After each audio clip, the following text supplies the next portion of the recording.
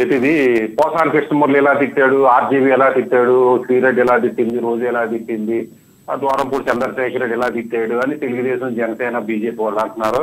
పవన్ కళ్యాణ్ ఏమో చెప్పు చూపించాడు, లేదా అతను ఎవరు బండారు సత్యానంద్ ఎట్లా తిట్టాడు అని వైసీపీ వాళ్ళు అంటున్నారు. విత్తనం ముందా గుడ్డు ముందా అంటే దానికి సమాధానం ఏంటంటే మార్చి 2024 వరకు ఎవరు ఎన్ని తిట్టినా యాక్షన్ తీసుకోవాల్సిన బాధ్యత జగన్మోహన్ రెడ్డి ప్రభుత్వాన్ని. అది యాక్షన్ తీసుకోకుండా వదిలేస్తే అది జగన్మోహన్ రెడ్డి చేతకాలం అవుతుంది. చీఫ్ మినిస్టర్ జగన్మోహన్ రెడ్డి అంటే నాటి ముఖ్యమంత్రి జగన్మోహన్ రెడ్డి గారి ప్రభుత్వం యొక్క చేతకానితనం అవుతుంది తప్ప చంద్రబాబు నాయుడు, పవన్ కళ్యాణ్, బీజేపీ ప్రభుత్వాన్ని కాదు. ఆ రోజు వరకు అంతకంటే ముందు తిట్లన్నీ యాక్షన్ తీసుకోవాల్సిన బాధ్యత జగన్మోహన్ రెడ్డి. అతను చేత కాకపోవడం వల్ల అయితేనే, భయం అయితేనే, అతనుకున్న లూప్ హోల్స్ అయితేనే యాక్షన్ తీసుకోలేదు. అయితే జూన్ 2024 నుంచి ప్రభుత్వం ఏర్పడ్డది కాబట్టి ఈ ప్రభుత్వం ఏర్పడ్డ తర్వాత ఏ పార్టీ ఓడి తిట్టినా, జనసేన ఓడి తిట్టినా, బీజేపీ ఓడి తిట్టినా, టీడీపీ తిట్టినా, వైసీపీ ఓడి తిట్టినా యాక్షన్ తీసుకోవాల్సిన బాధ్యత కూటమి ప్రభుత్వ అధ్యక్షుడు చంద్రబాబు నాయుడు గారిది. అందరినీ సమానంగా యాక్షన్ తీసుకుంటే మళ్ళీ గవర్నమెంట్ అధికారులకు రావడానికి ఛాన్సెస్ ఉంటాయి.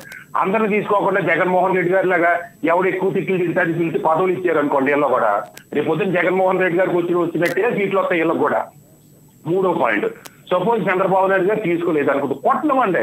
ఇప్పుడు ఏదో పోసాని కృష్ణమూర్తి కానీ, లేదా శ్రీరెడ్డి కానీ, లేదా వర్రన్న రాఘవరెడ్డి అందరూ మక్కలు ఎరగదాలని మధ్య పదవి చెప్తున్నాను నేను, మక్కలు ఎరగదన్నాలే. ఇప్పుడు చంద్రబాబు నాయుడు కొంతమంది యాక్షన్ తీసుకోలేదు అనుకోండి, రేపు పొద్దున వైసీపీ గవర్నమెంట్ వస్తుందని జగన్మోహన్ రెడ్డి గారు చేస్తున్నారు కదా 26కు 27కు, అప్పుడు మీరు తన్నండి. కానీ తన్ని వాళ్ళు మాత్రం ఆడిచిపెట్టకండి. మీరు ఇంకా మిగిలిపోయిన వాళ్ళు మీరు తన్నండి, మక్కలు ఎరగదండి చట్ట ప్రకారంగా. అంతే తప్పించి ఆన్లైన్ వదిలేసారంటే వదిలేదు నష్టం ఏమీ లేదు. ఇంకో పాయింట్, పోసాని కృష్ణమూర్తి ఏదో మారిపోయాడు కదా, ఆ బూతులు తిట్టినప్పుడు పిల్లలు గుర్తు రాలేదు కదా. పవన్ కళ్యాణ్ అలాంటి ఇయ్యావా, చంద్రబాబు నాయుడు ఎలాంటి ఇయ్యావా, ఇంకా చాలా దారుణంగా తిట్టాడు. ఆ తిట్లు తెచ్చినప్పుడు పిల్లలు కాపురాలు గుర్తు రాలేదా? గుర్తురావు. ఎందుకంటే అధికారం, పదవి, డబ్బు, మతం, మాత్సర్యం ఇవన్నీ ఉంటాయన్నమాట. ఇప్పుడు అధికారం పోయింది కదా, ఎదుర్కొంటా పోలీసులు, లాఠీలు, స్టేషన్లు, కేసులు కనిపిస్తున్నాయి కాబట్టి పిల్లలు ఇవన్నీ గుర్తుకొస్తున్నాయా? అలాగే శ్రీరెడ్డికి బూతులు తిట్టినప్పుడు ఏరా అలాగేలాగా తిట్టినప్పుడు ఆమెకి ఏం గుర్తు రాలేదా? క్షమాపణ చెప్పేస్తుందా సార్? ఇప్పుడు ఇటు వర్రా రాఘవరెడ్డి లేదా ఇతను ఎవరో ఇంకొకటి బోర్లగడ్డ నీళ్ళు తిట్టారంటే అనుకోవచ్చు, లేదా రౌడీలు అనుకోవచ్చు, లేదా రౌడీ భావజాలం అనుకోవచ్చు, లేదా గ్రామాల నుంచి వచ్చిన వాళ్ళు తెలియకపోవచ్చు. పోసాని కృష్ణమూర్తి ఒక రైటర్ సార్, నాకు తెలుసుంటే అతను పోస్ట్ గ్రాడ్యుయేషన్ చేశాడు. ఒక రైటరు, ఒక డైరెక్టర్, అతను ఎటువంటి భావజాలంతో సినిమాలు తీసేది, ఎన్ని క్యారెక్టర్ క్రియేట్ చేశాడు తెలుసండి సమాజానికి ఉపయోగపడేది. రామ్ గోపాల్ వర్మ ఎటువంటి రైటర్ అండి, ఎటువంటి డైరెక్టర్ అండి, ఎన్ని క్యారెక్టర్ క్రియేట్ చేసేటండి, సమాజం ఎలా బాగుంటుంది, ఎన్ని సినిమాలు తీసేటండి. అటువంటి వాళ్ళు ఇలా తిట్టారంటే మూర్ఖత్వం సార్. ఇలా క్షమాపణ చెప్తూ వదిలేయాలని మక్కలు ఎరగదనాలి. ఏ పార్టీ అన్న జరే మక్కలు ఎరగదనాలి. రేపు పొద్దున వాళ్ళని చూసి రెండో వాడి పిల్లల నుంచి తిట్టకూడదు. అట్లాగే ఆయన సమర్థించిన జగన్మోహన్ రెడ్డి గారు లాంటి వాళ్ళ మీద కూడా యాక్షన్ తీసుకోవాలి. రేపు పొద్దున చంద్రబాబు నాయుడు గారు కూడా యాక్షన్ తీసుకోండి. చంద్రబాబు నాయుడు గారు కూడా యాక్షన్ తీసుకోకపోతే నెక్స్ట్ వచ్చిన గవర్నమెంట్ చంద్రబాబు నాయుడు గారి మీద యాక్షన్ తీసుకోవాలి. అంతేగాని ఇప్పుడు ఇవాళ నువ్వు 10 బూతులు తిట్టావా, కార్పొరేషన్ చైర్మన్ తీసుకో. ఇవాళ 20 మంది నీ పిల్లల్ని తిట్టావా, నువ్వు ఇంకా 2 కార్పొరేషన్ తీసుకో. నువ్వు 100 మంది పిల్లల్ని, కూతురు, బిడ్డలను తిట్టావా, నువ్వు మంత్రి తీసుకో. నువ్వు అమ్మ మూడు అన్నావా, నువ్వు ఇంక ఇది తీసుకోవాలని సమర్థించిన వాళ్ళని కూడా యాక్షన్ తీసుకోవాలి. యాక్షన్ తీసుకోకుండా పుట్టిందా? లాస్ట్ పాయింట్, ఇంకో పాయింట్ ఏంటంటే ఇప్పుడు రోడ్డు మీద ఒక కత్తి పట్టుకుని నగ్నంగా బట్టలు ఎత్తుకుని అందరూ నడుపుకుంటూ పోతాడు.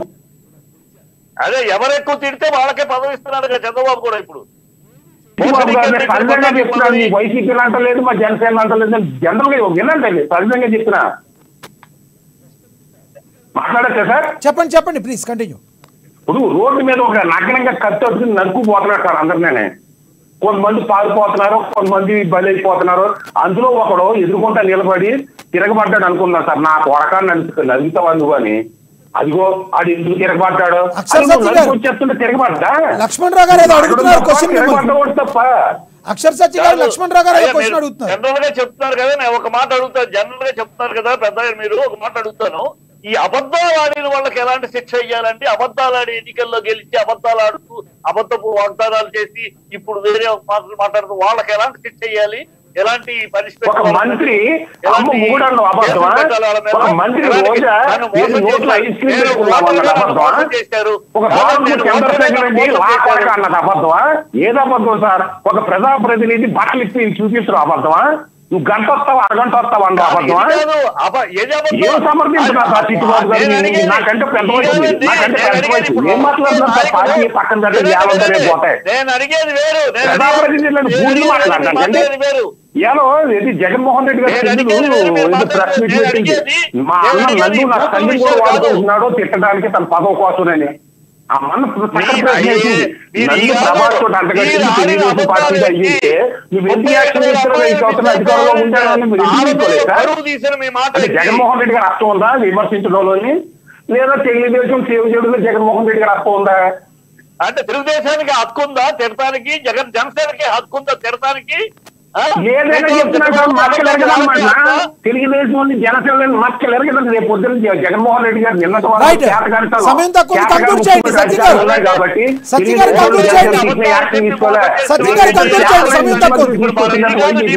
అపోజిషన్ మక్కలు ఎరగదండి. పవన్ కళ్యాణ్ పవన్ కళ్యాణ్ చంద్రబాబు నాయుడు మక్కలు ఎరగదన్నాలి ఎవరైనా.